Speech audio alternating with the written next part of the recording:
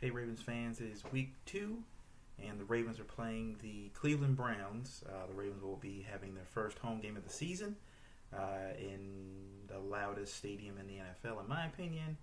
Probably the best fans, but maybe I'm being biased.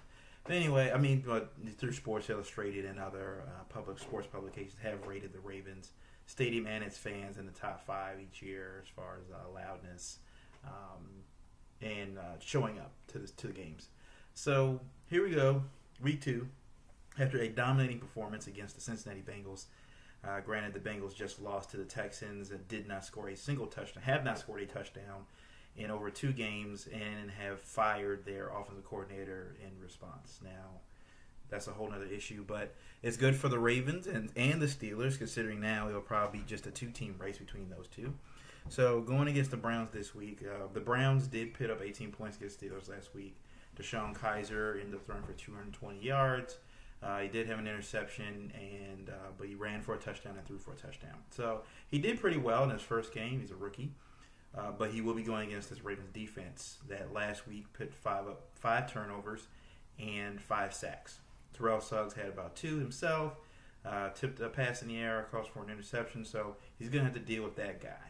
Veteran defensive end. He had to deal with James Harrison on the other end, but it didn't seem like the Steelers were able to get a decent pass rush against the Cleveland Browns. But we will definitely see that, I think, against the Browns as he goes into a very raucous stadium for his first NFL game, away game. So I think he's going to probably get some, get some jitters, get some, jitterbug, whatever you want to call it, inside his stomach, butterflies, especially in that game, especially if he commits turnovers early. So, getting into the game, we're probably going to see a lot of what we saw last week. We saw the Ravens run the ball like over 40 times.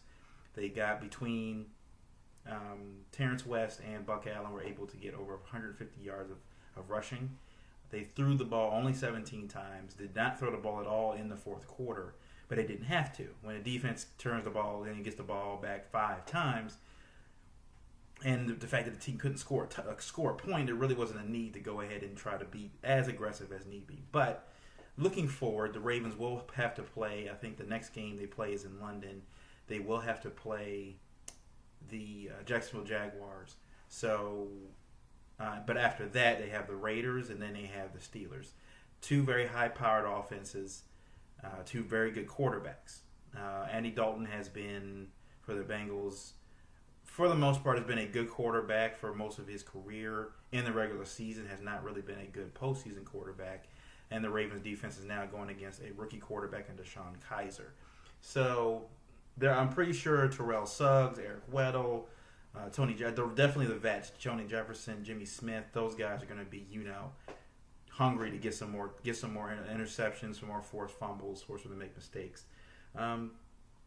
But I think in the game, we're going to probably see a little bit more from Flacco in this game. Now, I know they ran the ball over 40 times last week. I don't anticipate that happening that much for the rest of the season. I do hope that they run it at least 30 times for the rest of the season, but I think there's going to be a little bit more balance going forward. Only because they're going to want, they got a quarterback. They're paying a whole bunch of money. He's got a big arm. And they got, Maclin. They didn't just get Maclin just, to be a decoy. They got him to go out there and make plays, as we saw last week when he had that slant route and took it a 7-yard catch up for over 6. I think it was a 60-yard touchdown. So they're gonna want some time to get downfield, especially when they have to play against the Steelers. And they got Martavius Bryant, Le'Veon Bell, Antonio Brown.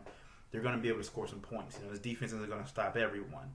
They're going to give up some points. So the Ravens are going to have to be aggressive. At some point, I think during this game, take some opportunities downfield just to see what they got. See Perryman get down the field, Maclin, definitely, and Wallace as well. They're going to have to find, I think, a way to replace Danny Woodhead. Danny Woodhead is now. I think he put him on injury reserve. He's going to be out for at least 8 weeks. He can't come back, I think, till week 8, week 9. So now, when he was in the game, he was making some plays, and you saw what the Ravens wanted to do with that offense when they got him the ball. And now they don't have that they don't really have that option now. Now I've heard some rumblings that maybe they want to put Michael Campanaro back there to kind of have him come out of the backfield and catch some passes. They just signed Alex Collins, who used to play for the Seattle Seahawks. A lot of people, I'm pretty sure, thought it was going to be Jeremy Langford, who they just picked up and put on their practice squad from the Chicago Bears, but they just cut him. So now that Alex Collins, I think, is going to be playing on Sunday. It looks like he's been added to the roster. So I think he's going to get an opportunity Sunday maybe to catch some balls out of the backfield. I'm not sure. Haven't really watched any tape on this guy before. So we'll see how the Ravens utilize him. But I think going into this game, what the Ravens defense is going to have to definitely game plan against. I know they had a great game last week, but they got a game plan against DeShone Kizer's mobility. He's a mobile quarterback. He can scramble around a lot. He can extend the play, much like Ben Roethlisberger does. Obviously, he doesn't have the rapport with the receivers like Ben Roethlisberger does and knows the game well as Ben Roethlisberger, but he has a lot of the same attributes. So they're going to have to be able to game plan for that. They can't do an all-out blitz on him. You're not going to be able to, if you do the edge rush thing all the time, he's going to step into the pocket and maybe take off. As we've seen before, Ravens have had issues with mobile quarterbacks. With Carson Palmer back in the day, definitely Ben Roethlisberger for all these years, and even guys like, I think for the Browns, they had Josh McCown and things like that from the past. So they got a game plan for DeShone Kizer. It's just his making plays on his feet. Now, if they can cut that down and force him to sit there and throw the ball all day, that's where the Ravens are going to win this football game. Now, they're going to have Isaiah Crowell. Even though the Bengals have, I think, one of the better, you got Joe Mixon, you got Giovanni Bernard and Jeremy Hill. A really good 1-2-3 punch there. The Browns really only have Isaiah Crowell, but he's a big back. He's going to be able to run in between that middle of the line. So definitely Brandon Williams is going to show up, and Mosley as well. Going to step up and stop in that gap there. He's not an outside rusher guy, so he's going to run in between the tackles. So you got to make sure to keep those gaps stopped up so that he doesn't get off. So they can stop the run there, keep DeShone Kizer inside the pocket, and make him throw the ball from inside the pocket. I think the Ravens have a good opportunity to make some plays there. Now, I think they will get a couple sacks. Now, we won't get 5, but I think they'll get a few sacks on him. I think they'll force him to make some mistakes. He is a rookie.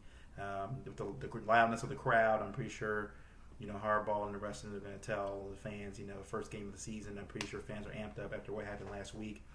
Go into this game, shut them down, and go 2-0 going into that Jaguars game in London. So, I think, like I said, the key for the Ravens and the defense, I said, is to stay at home a little bit more just because of the fact that he can run the ball. Keep him inside that pocket. If Brandon Williams if they can blitz inside and get some inside pass rush, that's going to be tremendous for this game. Before they could do it, Andy Dalton's not really a mobile quarterback, but with DeShone Kizer, he is. So if they can make pressure up the middle and force him to try to backpedal and throw off his back foot and things like that, I think they'll have a good opportunity to go ahead and make some plays there. On the offensive side, like I said before, they're going to definitely have to have some more rushing attack. I think 30 times is good enough. You're probably going to see a little bit more from Flacco. I think he threw the ball 17 times. We're probably going to see a little bit more consistency. I think maybe he'll throw the ball maybe 25 times to 30 times this game. So you're going to see maybe 30 and 30 even. I think the defense is going to give the Ravens opportunity to make plays. But we got to see this team be able to convert third downs, make some big plays down the field, because that's set us for the rest of the season. You want Flacco to start getting rapport with these guys. And I think that's what happened last week is that the reason why they didn't put Flacco into too many situations where he had to throw the football is because he was his first game back, first real game action since the back injury. He didn't participate at all in practice, in training camp, and didn't play in any preseason games. So I think they wanted to have at least another week where his back was okay. He had some more practice, and now he's got 2 weeks worth of practice in now with this unit. I think they're going to try now, this game to try to be stretched to feel a little bit more. But I think they have the rhythm. They have the mindset now to control the possession, to control the clock and the possession amount. If they can control the possessions, they have more possessions than them, and control the clock like they did last week, especially when they had that one drive where I think they took up almost 10 minutes. They can do stuff like that. The Ravens will walk all over the Browns. Now, my final score, I have the Ravens winning this game 27-14. I do think the Browns will score a couple touchdowns, just like, the Bengals almost did if they don't turn the ball over in the red zone. So I do think that the Ravens will give up a couple touchdowns, but I think the Ravens offense will expose the Browns defense, especially the fact that they don't have Joe Hayden back there anymore. So I definitely think the wide receivers will get off today. Tomorrow and on Sunday, and you'll definitely see. I think Flacco get a little bit more. I won't say he'll throw 300 yards. I think he'll do like 260, 250, and he'll probably get 2 touchdowns. So that's my little spiel for right now. And like I said, subscribe below to my videos. I'll probably doing a little bit more instead of just the preview stuff. I'll do some more, just what I think about the Ravens and stuff going on in the NFL as well throughout the season. But anyway, that's my little spiel, and I will see you guys next week. Peace.